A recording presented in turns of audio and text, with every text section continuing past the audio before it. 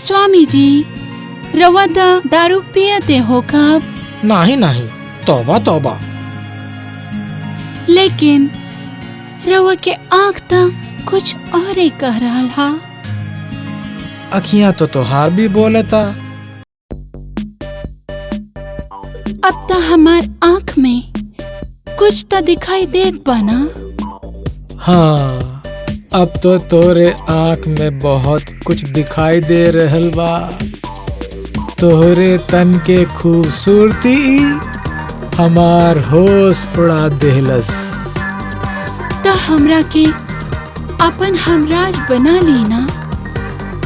हम सदा सदा खातिर रवा के होवे।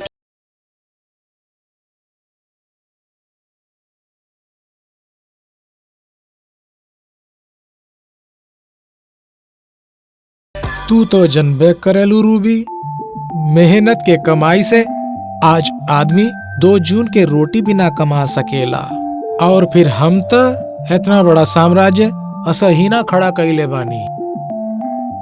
ता काका करेली रवा? तू ई ना समझी है कि हम शराब के नशे में बोले तानी। आज के हुआ आदमी से कोनो काम करावे खातिर के उनकरा के पास लड़की भेजे के पड़ेला, तब जाके कहूँ वो आदमी आइसक्रीम की तरह हमरा कदमों में आके गिर जाला।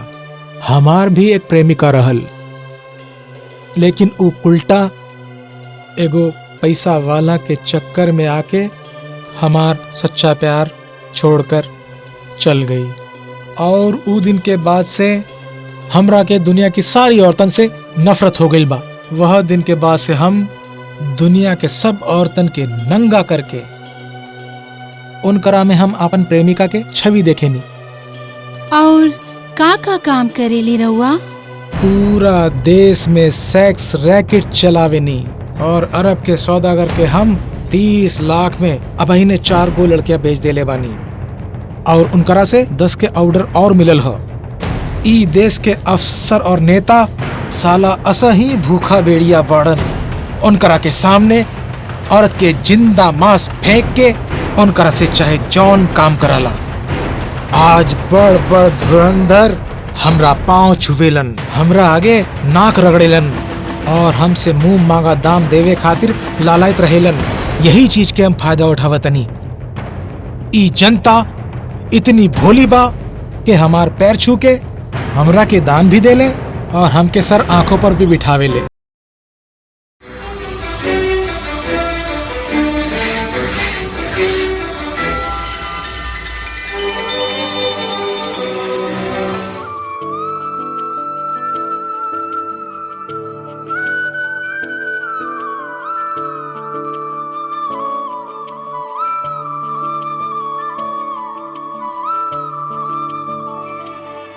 गुरुजी, एक मर्द मेहरारू रवा के दर्शन के अनुमति चाहताड़े। स्वामी जी अभी अल्पाहार में व्यस्त बाड़न, कुछ देर बाद उनके अंदर भेज द।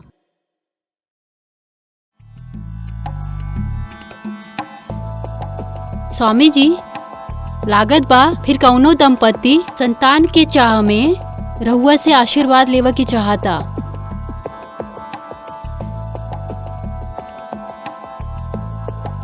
ई दुनिया भांति भांति के लोगों से भरल पड़ल बा बच्ची। सबके अपने अपने कष्ट बा, नानक दुखिया सब संसार, और उनकर आपन कष्ट से मुक्ति मिले के जहाँ भी आस होला वो उनकर दर पर आपन माथा टेक देवेले। बस अब हमार अल्पाहार पूरा हो गई, उनका के बुलावा। स्वामी जी की जय हो। बाबा जी के जय होखे। आयुष्मान भव, सौभाग्यवती भव।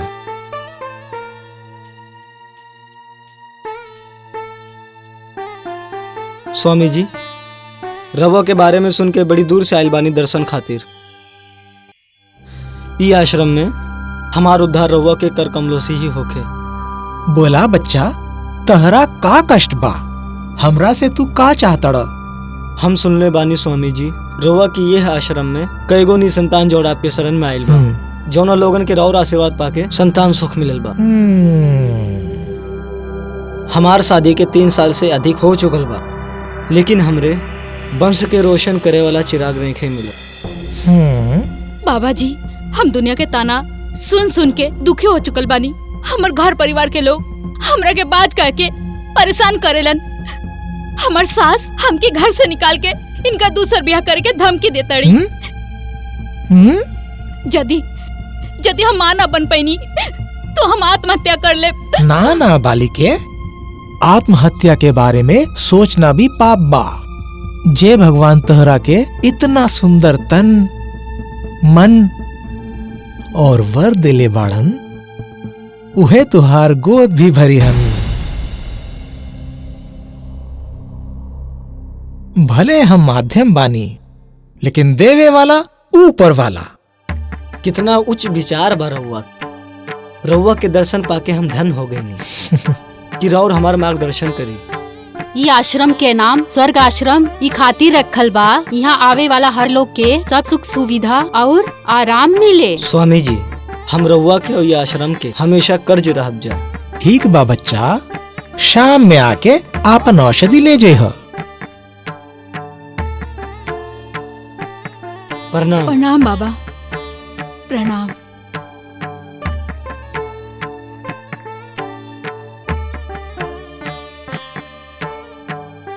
स्वामी जी, रउआ के आश्रम में एक फर्टिलिटी सेंटर भी तो चल रहा बा, एकर का उद्देश्य बा? हमरा पास ऐसन बहुत सा जोड़ा आवेलन जिनका जीवन में संतान के सुख न मिलला के कारण ऊ हताशा के भंवर में फंस जाएले। ऐसन लोगन के सुकून और शांति प्रदान करे खातिर हम राउर आश्रम में योग, साधना और व्यायाम के अलावा वैज्ञानिक तरीके से उपचार करके भी उनकर इलाज करेनी। हमार डॉक्टर्स भी उनकर नियमित रूप से उपचार करत रहेलन। स्वामी जी, पिछले 1 साल में राउर यहाँ निसंतान दंपतियों के संतान सुख मिल रहा बा, जिससे राउर आश्रम की लोकप्रियता बढ़ रहा बा। रवा कैसा लगा था? अरे बड़ा बेतुका प्रश्न पूछ रहा है तू बालक। अपनी सफलता से कौन खुश ना होला। हम जौना उद्देश्य के लेके चल रहल बानी, जब ऊ में सफलता मिली तब प्रसन्न भइल स्वाभाविक बाना। स्वामी जी, स्वर्ग आश्रम में उपचार के लिए कितना फीस रखल गईल बा? हमार संकल्प मानव सेवा के बा, व्यापार के ना। यहाँ श्रद्धालु आपन इच्छा से जौन दान पुण्य कर जालन, ओकरा के हम आपन आश्रम के संचालन के लिए स्वीकार करेनी। स्वामी जी, हम जाने के चाहतनी कि राउर जीवन की महत्वाकांक्षा का बा? ई तू अच्छा प्रश्न पूछला है बालक। इंसान अपनी जिंदगी में करे के बहुत कुछ चाहेला, लेकिन उपलब्धि के पतंग कब ले उड़ी कब कट जाई केहू न जानेला। ओकरा के त हवा के अनुसार चले के होखेला। फिर भी हमार ई हार्दिक इच्छा बा कि स्वर्ग आश्रम के शाखा विदेश के हर देश में होखे, और हम भारत में ही नहीं वरन विश्व के समस्त महत्वपूर्ण देशों में जन सेवा का अवसर मिल सकेला। स्वामी जी, हमरा दर्शक लोगन के कुछ संदेश देहल चाहता अब तक जवन भी स्वामी जी कहलन वो संदेश ही तो रहल, और कौन सा संदेश चाहिए? नमस्कार।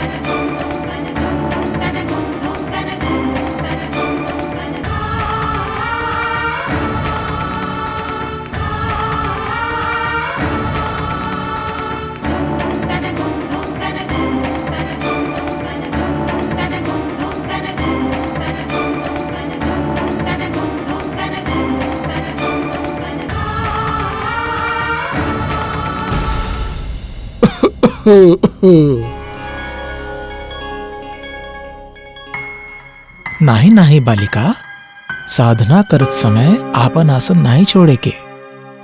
देख, आज ई आश्रम में तहार शुरुआत बा। हम तोहरा के आज ऐसन आसन और योग बताइब जो तोहरा के रोजाना करे के पड़ी। जी। आसन पर बैठा। जी बाबा। बैठा।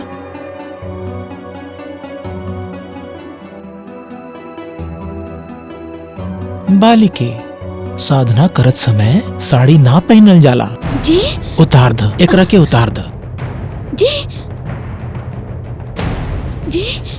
देखे बालिके, हर काम खातिर अलग अलग कपड़ा होला। घूमे खातिर अलग, सोवे खातिर अलग और शादी ब्याह में पहरे खातिर अलग।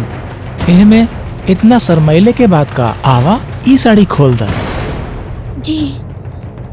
उतार द।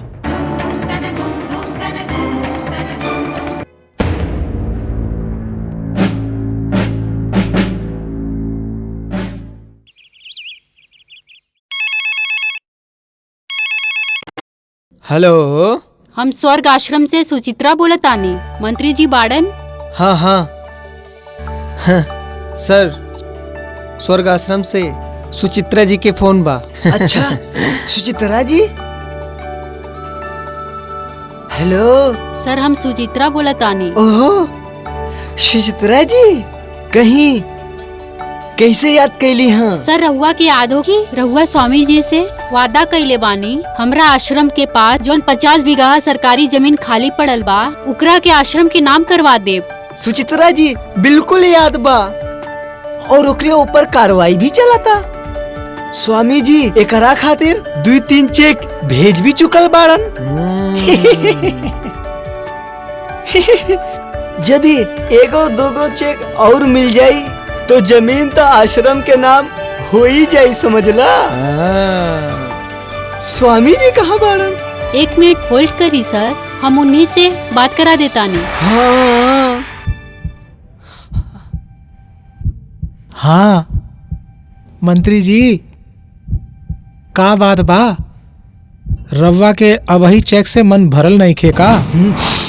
2-3 बार तो आप चेक लेवे खातिर हमरे आश्रम आ चुकल बानी। कवनो बात नहीं, हम अबही राउर खातिर एक शानदार नाचत गावत चेक भेज देले बानी। और हमार दावा बा, ओकर कैश होते ही रवा हमार काम फौरन कर दे। हब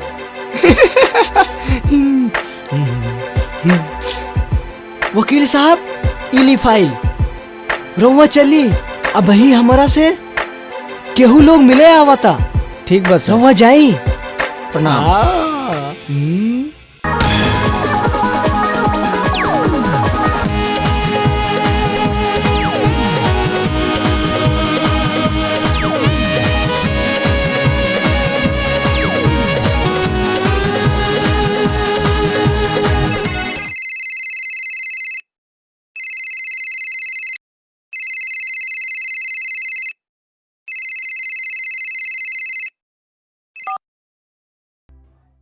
के? हाँ मंत्री जी। स्वामी जी, अरे भाई मजा आ गई। स्वामी जी, रउआ के चेक केस हो गए बा। अब 2 करोड़ के सरकारी जमीन राउर के हो गई।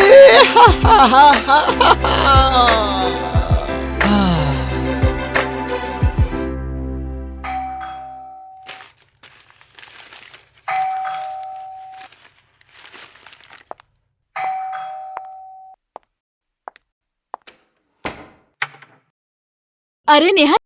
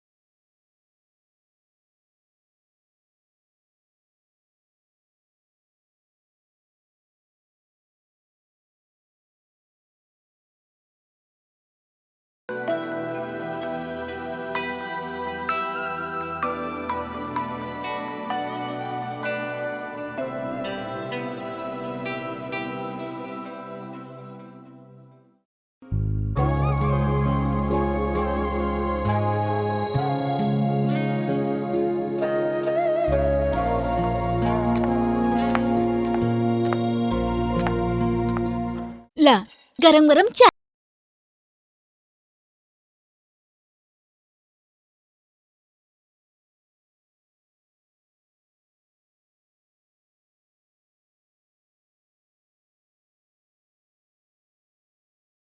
इस स्वर्ग आश्रम वाले बाबा जी के प्रेस कॉन्फ्रेंस आ रहल बा। हम जौन फोन पे बतौले रहनी ना, हम इनकर आश्रम में जानी।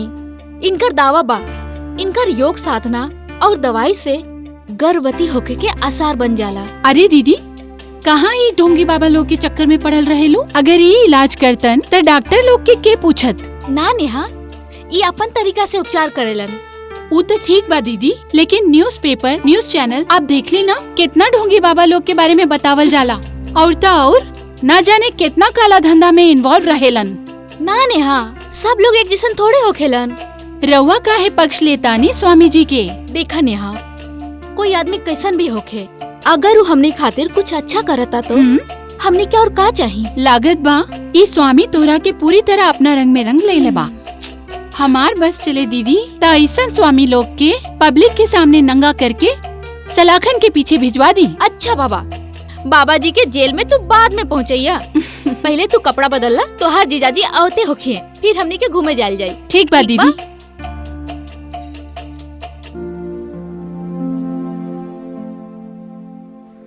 गुरुजी, थानेदार साहब रवा से मिले के चाहता ठीक बा, उनकरा के आवत है।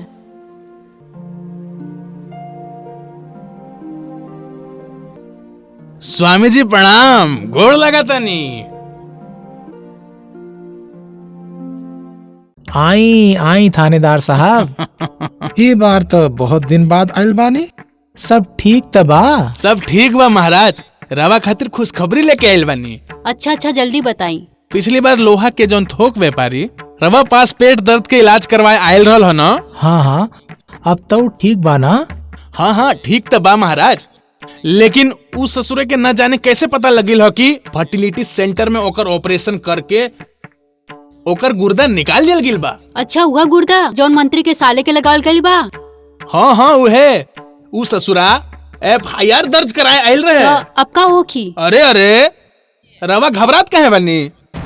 हमरा होते हुए भाला महाराज के खिलाफ FIR दर्ज हो सकेला। ससुर के धमका और दिले बनी, अगर भविष्य में FIR दर्ज करने के सोचलस तो साले के मटिया मेट कर दे। अब समझ में आयल कि सवेरे सवेरे काहे के तुहार SP साहब हमरा से चेक मांगत रहलन। ली काम हम कोई नहीं, चेक रवा SP साहब के दे देनी। थानेदार साहब, रवा चिंता काहे करतानी? तहरा के तो पता बा हमरा पास इतना मोटा चेक बुक बा, रउरा चेक आपके पास पहुंच जाई। एक अर्जी बा महाराज। राउर आदेश करी। महाराज, पिछली बार जो चेक रवा थाना भेजले रही, ओहमे सब लोगन अपन हिस्सा ले ले रहनी, हमरा के का मिलल?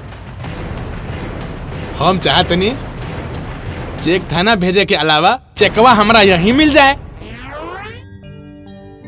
जैसन आपके इच्छा।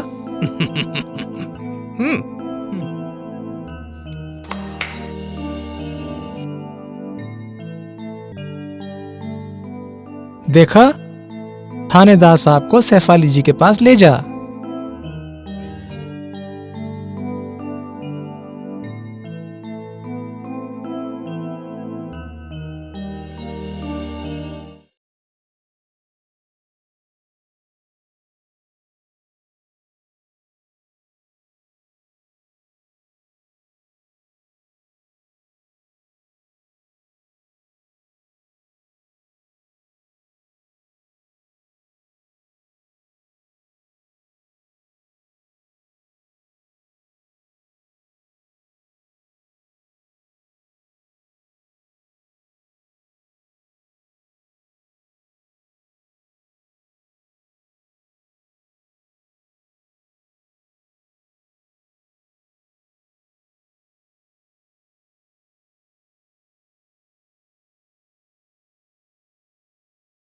घोषणा कर सकीले? का हम प्रेग्नेंट हो गए नी? बिल्कुल। ओ बाबा जी, खुशी से कहीं हम मर न जाई। बाबा जी, आई लव यू बाबा जी, आई लव यू बाबा जी। बाकी चमत्कार कैसे भइल? अब तोहरा के आम खाइले से मतलब बा के पेड़ गिनला से। अब तू आपन घर जाकर आपन घर वालों को आराम से जाकर बता सकेलू कि तू माँ बने वाला बाड़ू। और आज आज ई अपनी अंतिम मुलाकात ह। ई बतावा आज के ई अंतिम मुलाकात के यादगार ना बनाईबू? हाँ हाँ, काहे ना। आज के दिन हमारे जीवन में सबसे खास बा। बाबा जी, राउर कर्ज हम कैसे चुकाएब? बाबा जी, कैसे चुकाएब राउर कर्ज? हमके राउर कर्ज चुकावे के बा। हमके राउर कर्ज चुकावे के बा। हमके राउर कर्ज चुकावे के बा बाबा जी। हमके कर्ज चुकावे के बा बाबा जी। हमके कर्ज चुकावे के बा। हमके कर्ज चुकावे के बा बाबा जी। अरे दीदी, हाँ दीदी, केकर कर्ज चुकावे के बा और कब तक सोवत रहबू? आपकी रिपोर्ट लेवे फर्टिलिटी सेंटर भी जाए के बा। उठा, तैयार हो जा। कितना प्यारा सपना देखत रहनी, सब सपना कैसन तैसन कर देलू। सपना में कर्जदार रहलू ना, सपना टूटल कर्ज भी छूटल। अब उठा, तैयार हो जा। जीजा जी आवे ओकरा पहले हम रिपोर्ट लेके आ भी जाइब। उठा जल्दी से।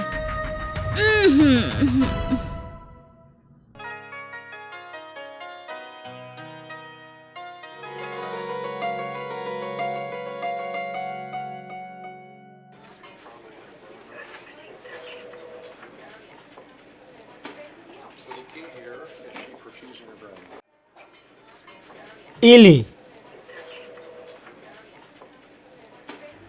डॉक्टर साहब कब डॉक्टर मिली? साहब बैठल बानी, जाके मिल ली। Thank you. हम अंदर आ सके नहीं सर? Thank you. ई ली रिपोर्ट।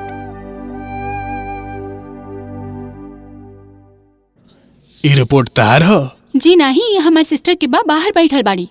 देखो, तू खुद पेशेंट ना हो, यह से हम तारा बतावत नहीं। जी ई पेशेंट माई ना बन सकेले। जी, देखी आम भाषा में बतावत नहीं कि इनकर बच्चादानी के छेद बंद बा, यह से इनका लड़का ना हो सकेला। ता ई कबो माई ना बन सकेली? देखी आज के युग विज्ञान के युग बा। विज्ञान के युग में कई बड़ा बड़ा चमत्कार हो रहल बा। यह से ऐसा ना कहल जा सकेला कि इनकर माँ बनना असंभव बा, लेकिन मुश्किल जरूर बा। ता डॉक्टर साहब ई मुश्किल के आसान कैसे करी? देखी पहले इनकर एक छोटा सा ऑपरेशन करे के पड़ी, हाँ। जेकरा से बंद नली खुल जाई। किंतु एकर बाद भी 10 से 15% चानस बनी। केवल 10%? ओसे का फायदा? हमरा हिसाब से एक ही उपाय बा जे कारगर सिद्ध हो सकेला। और वो का उपाय बा? इनका ऊपर हमरा टेस्ट टू बेबी पैदा करे वाला फार्मूला आजमाए के पड़ी, जे बहुत महंगा होई। लगभग का कीमत होई ओकर? करीब 3 लाख रुपया। 3 लाख? एकर का गारंटी बा डॉक्टर साहब कि 3 लाख रुपया खर्च कैला के बाद भी ई फार्मूला सक्सेस होई? ना, फिर तो 90% चांस हो जाई। आप 2-1 दिन में सोच ली, फिर जैसन रवा निर्णय ले वैसन कर ले। ठीक बा डॉक्टर साहब, हम 2 दिन में सोच के बता देब। Thank you.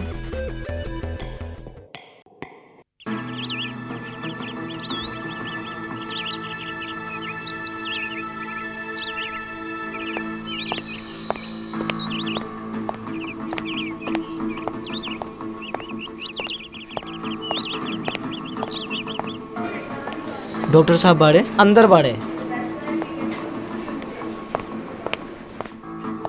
हेलो। बैठो। आवा आवा श्याम।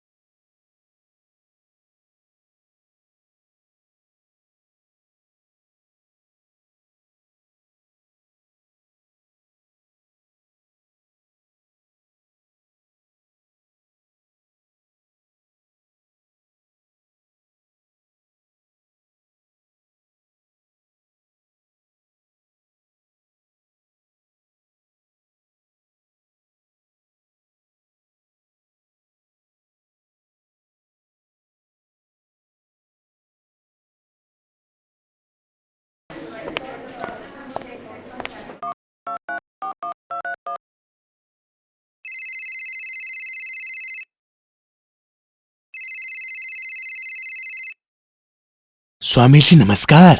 नमस्कार। हम सुचित्रा बोला तानी।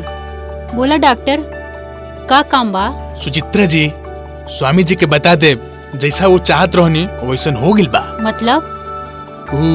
सरला वाला केस में वैसे तो मामूली से ऑपरेशन करे की जरूरत रहला, लेकिन हम ओकर पति के बता देले बानी कि टेस्ट ट्यूब से ही तार पत्नी गर्भवती हो पाई, जेकरा में 3 लाख रुपया के खर्चा आई। गुड, वो मान गईल?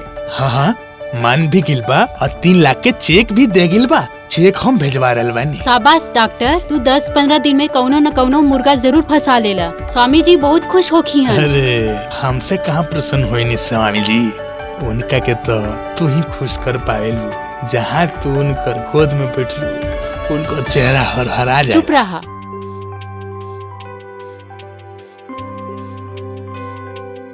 डॉक्टर साहब आ गए नी। कैसन तबीयत बा इनकर? पहले से बेहतर बा, काफी देर से सोवत आ रही।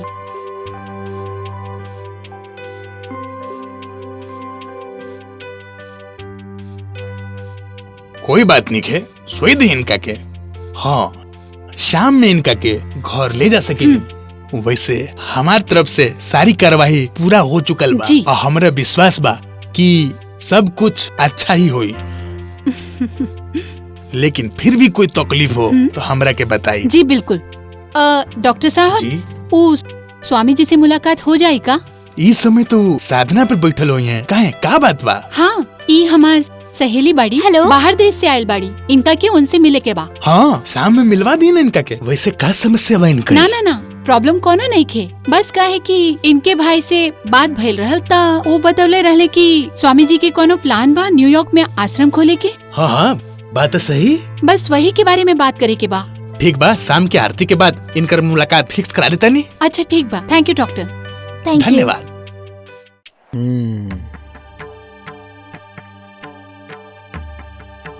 गुरुजी, दूगो जौन अरब से शेख आवे वाला रहलन सन, ऊ आगेल बाड़न। हाँ हाँ, स्वामी जी कब से उनका रात देखत आ रहन। बुला ला उनके।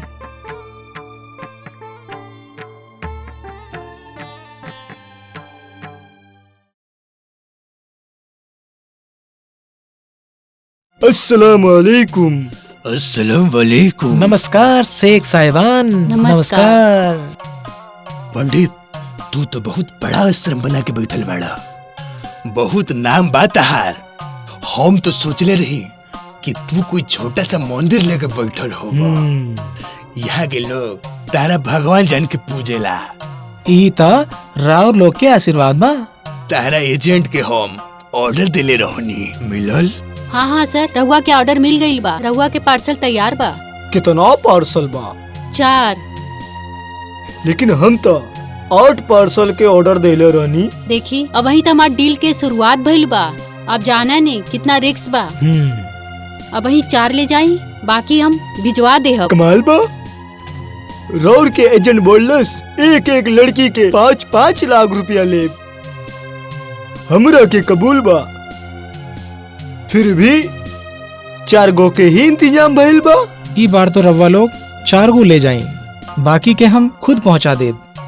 रवा लोग के बार बार आइला के जरूरत ना पड़ी। रउआ के मालूम हमरा मुल्क में औरत का कितना जरूरी बा। हाँ हाँ, रहुआ निश्चिंत रही, हम बहुत जल्दी आपका ऑर्डर पूरा कर दे। स्वामी, हम रउआ के मुल्क में आईनी, हमरा खातिर ना करबा? हमरा के रौर के 2 लड़की बहुत पसंद आइल बा। शेख साहब, ई दोनों तो हमार पर्सनल प्रॉपर्टी बा। ई तो हम रवा के ना दे पाए। रवा के एकरा से भी अच्छा माल देता नहीं हम।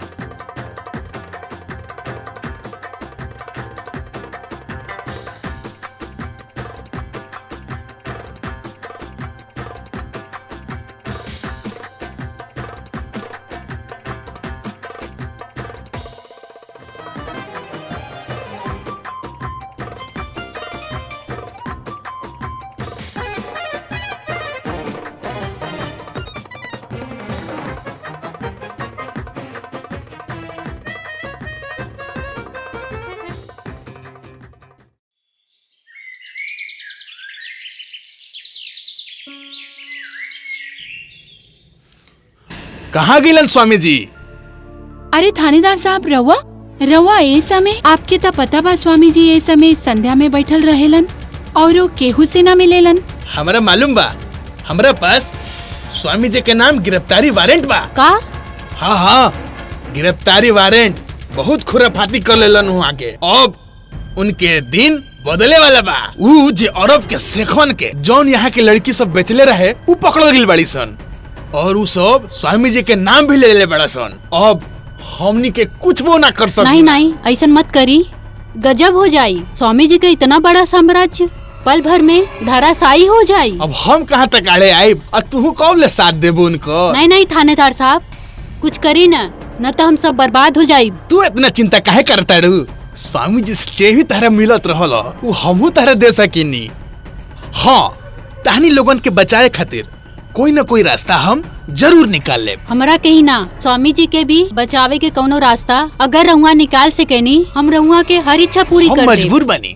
वैसे स्वामी जी के प्रति आप लोगन के श्रद्धा भक्ति देख के हम बड़ी प्रसन्न बनी। स्वामी जी से पुराने संबंध के देख के इतना हम कर सकिनी कि हम स्वामी जी के पुलिस के जीप में ना बैठे देम। हम अपन दोनों हवलदारवन के इहे छोड़ के जात बनी।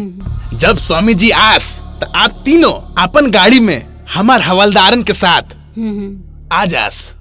एहमे केहू प्रकार के गड़बड़ी होखल तरवा जाने नी, एह के अंजाम बहुत बुरा होई। बुझाइल?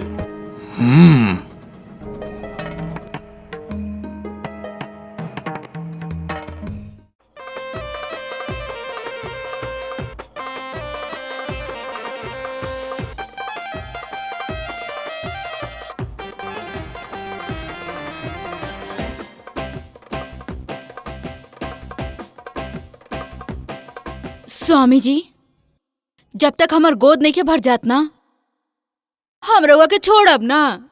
हम तहार गोद भर के ही रहब बालिके। इही में हमके चाहे कितना भी समय लग जाए। You are so sweet Swami ji.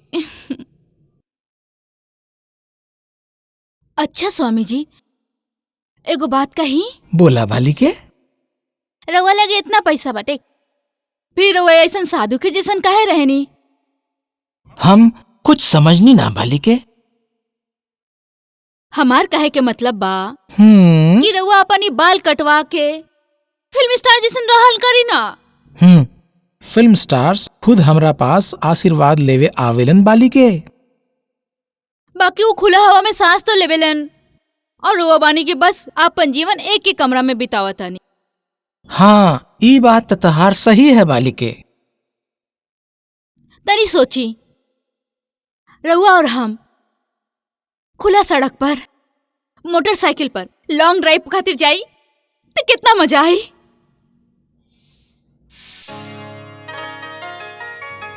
का भेल स्वामी जी? कुछ नहीं बालिके।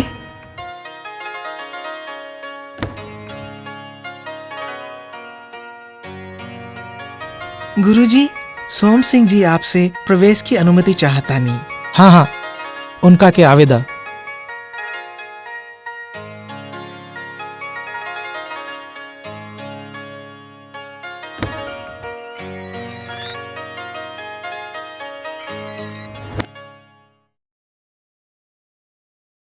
गोड़ लागता नहीं स्वामी जी। आई सोहन सिंह जी। आप जब भी आवनी कुछ ना कुछ खुशखबरी लेके जरूर आवनी।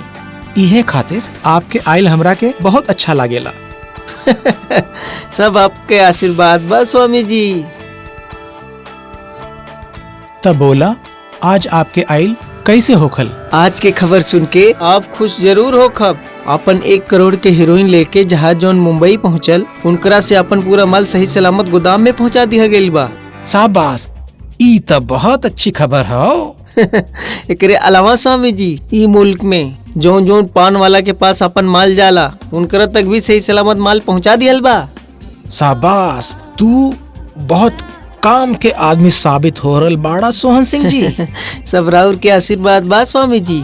आपके निर्देश अनुसार इस सारा मुल्क में हीरोइन के नेटवर्क फैला के हमन के अपन काम करतनी और केहू के कानो कान तक खबर नहीं खे। और हाँ, जौन जौन पान वालन के हमनी के माल सप्लाई कैले बनी उनकरा के स्पष्ट निर्देश बा के बिना जांच पड़ताल के केहू के भी माल ना दे, ताकि अपना के भविष्य में कोनो खतरा ना होखे।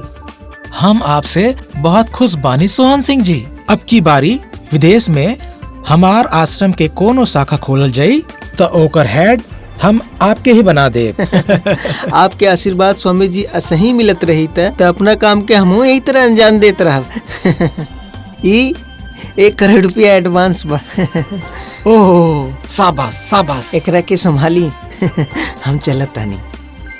आयुष्मान भव, आयुष्मान भव।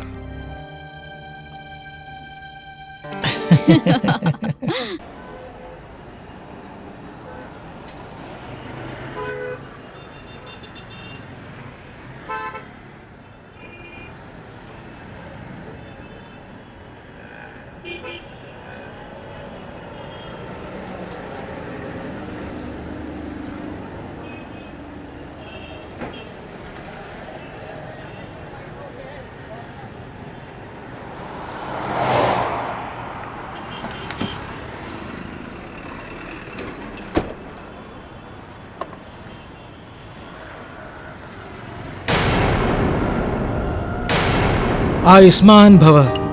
आई ये होटल में उ लोग राउर इंतजार कर रहल बा।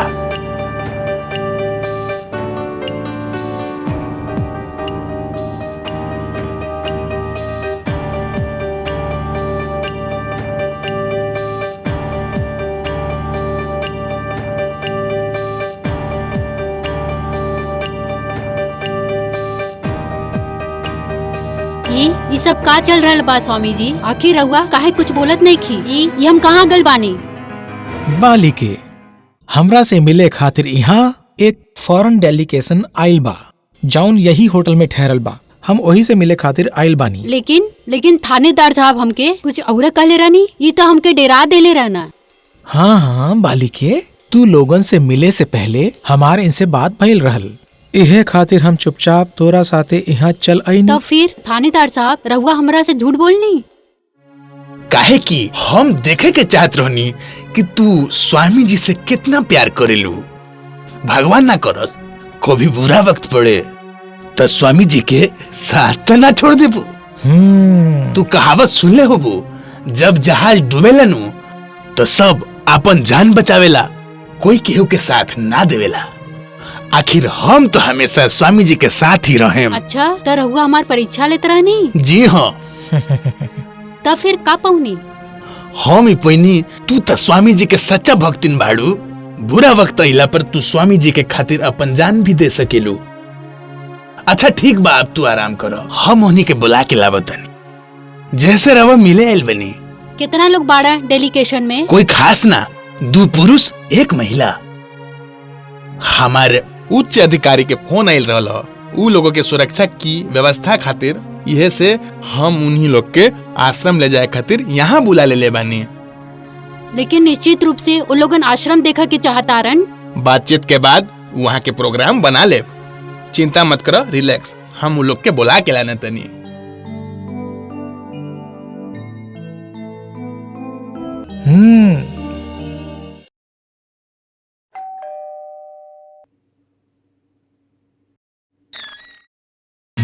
Hello police officer, how are you? हम ठीक बनी सर। तू तैयार बड़ा मिले खातिर स्वामी जी से, mister Rodrigues? Oh yeah, you're ready. Hey, come on guys. Okay. Meet Mr. Gilbert. Hello. Hi. Miss hi. Ruby. Hello. Come with me. Sure.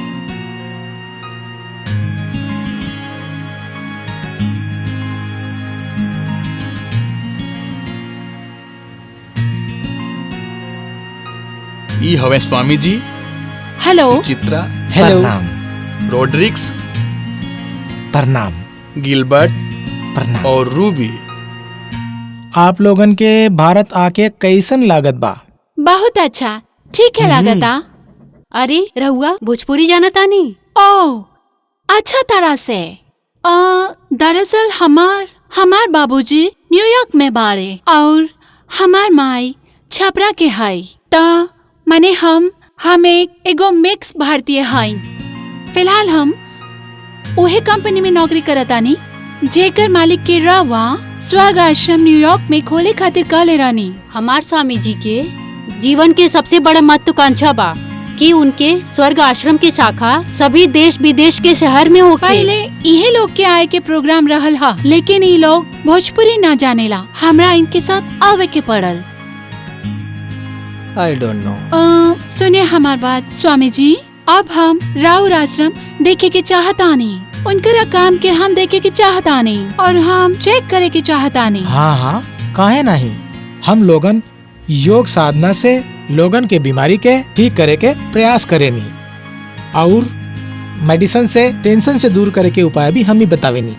हमार ख्याल से ई लोग के कुछ समझ में नहीं आत, रवा कहीं तो हम इनका के जयपुर घुमाए ले जाए। अरे हाँ, ई तो बढ़िया बात बा। या ठीक बा, तो हम इनका के ले जाते नहीं। चलो मर्दे।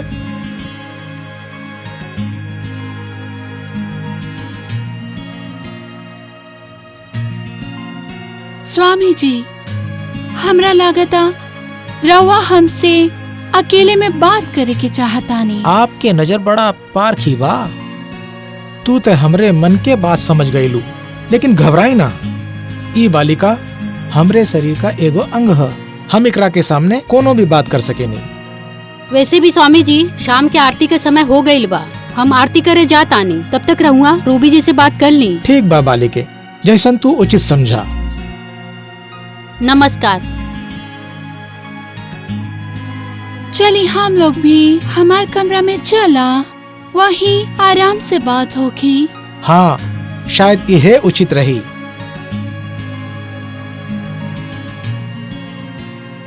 स्वामी जी, रवा दारू पियते हो कब? नहीं नहीं, तौबा तौबा। लेकिन रवा के आँख तक कुछ और ही कह रहा हा। अखियां तो तोहार भी बोलता।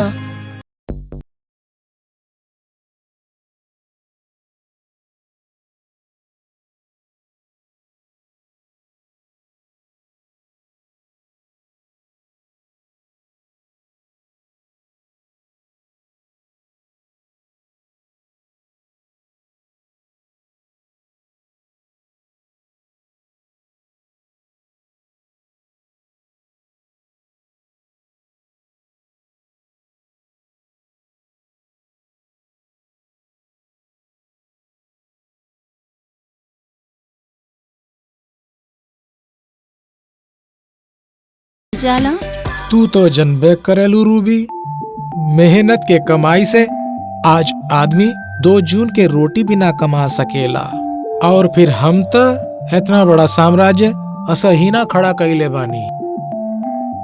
ता काका करेली रवा? तू ई ना समझी है कि हम शराब के नशे में बोलतानी।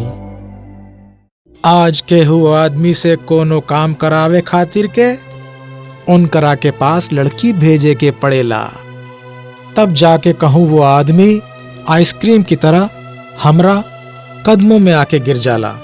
हमार भी एक प्रेमिका रहल, लेकिन उ उल्टा एगो पैसा वाला के चक्कर में आके हमार सच्चा प्यार छोड़कर चल गई।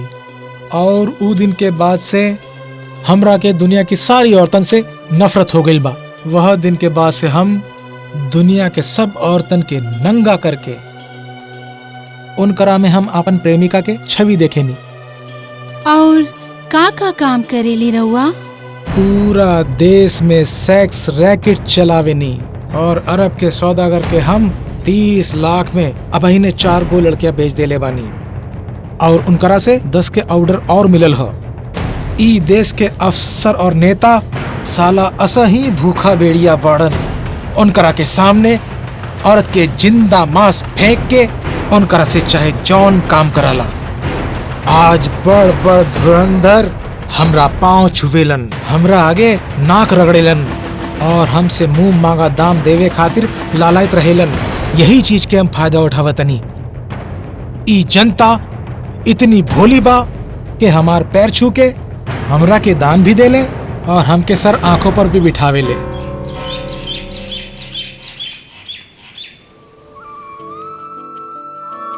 गुरुजी दोई को लेकी जौन आपन नाम नेहा और सबीना बतावतारी प्रवेश के अनुमति चाहतारी। ठीक बा, आवेदन का के।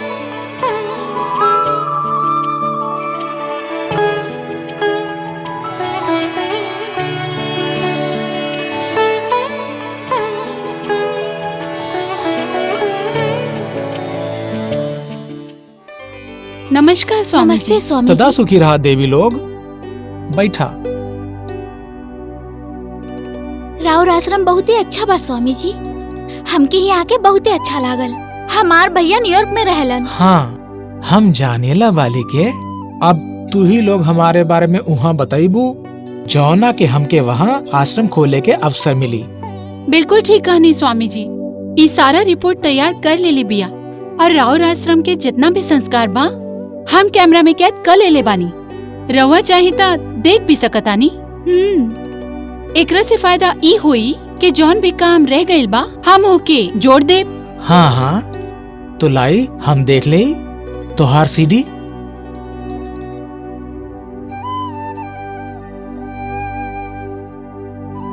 ई लीही, एकरा अपन सीडी प्लेयर में लगवा दीही।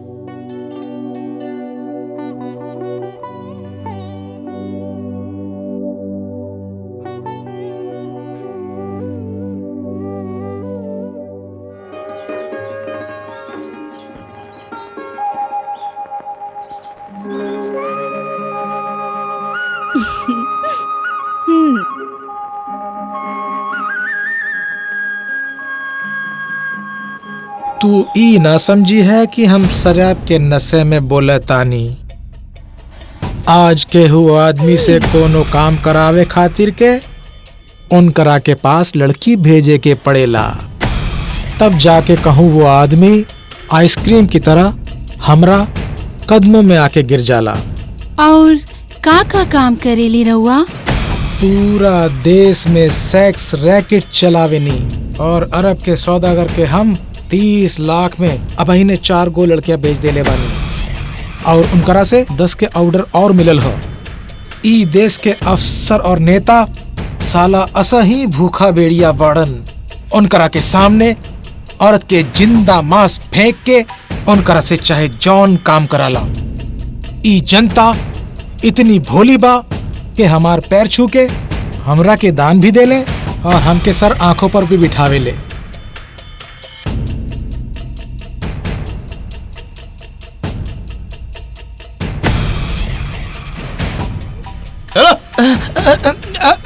घबराई ना स्वामी जी, ये आपन ही लोग बाड़े।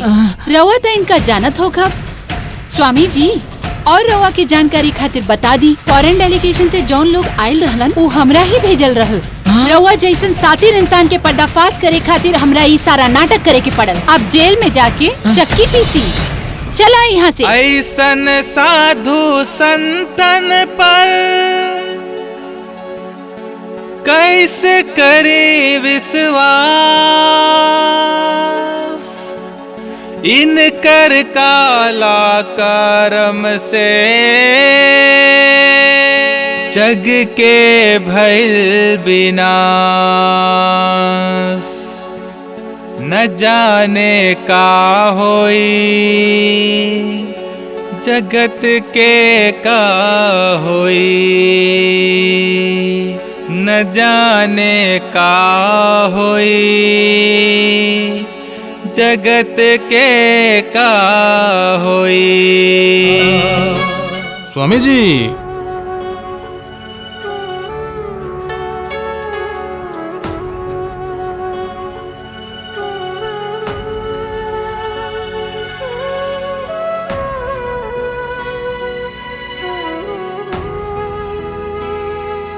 स्वामी जी कहल जाला कि एक अच्छा तरह की हमेशा डूबेला। का कभी रवा सोच ले कि रवा जेल के भीतर चक्की पीसाओ? हर बुराई के अंत एक ना एक दिन तक जरूर होखेला। राउर काली कमाई और काला कारनामा उजागर हो चुकल बा। जेहनी के रवा ठगनी और जेहनी के रवा शोषण करनी, का उन लोगन के प्रति राउर कोई सहानुभूति बा? सहानुभूति तो बटले बा, लेकिन हमरे देश का जनता इतनी भोली भाली बा कि ऊ धर्म के नाम पे कुछ भी करे के तैयार हो जाले। ऐसन अंधविश्वास ही शोषण और ठगी के जन्म देलन। अब त लोगन के शोषण और ठगी से मुक्ति मिल जाई। एक हमके अकेला गिरफ्तार करे से का होई। ई देश में हमरा जैसन हजारों ढोंगी साधु जनता के धार्मिक भावना के साथ भांति भांति के खिलवाड़ करत रह। उन लोगन के भी गिरफ्तार करे के चाहिए। ऐसन ढोगी लोग के कारनामा अगर यही तरह चलत रही ता इस देश के जनता धर्म के प्रति आस्था के खत्म कर दी। हाँ, 2-4 लोग जौन वास्तव में धर्म और सुसंस्कार के प्रचार प्रसार कर रहल बाड़न, उनके प्रयासन के न केवल धक्का लगी वरन इस देश से आध्यात्म और सुसंस्कृति के नामो निशान मिट जाई। हम ईश्वर से प्रार्थना करब कि ऊ हम जैसन ढोंगी साधुअन के सद्बुद्धि दें, जौना से ई देश में धार्मिक भावना के हनन ना हो।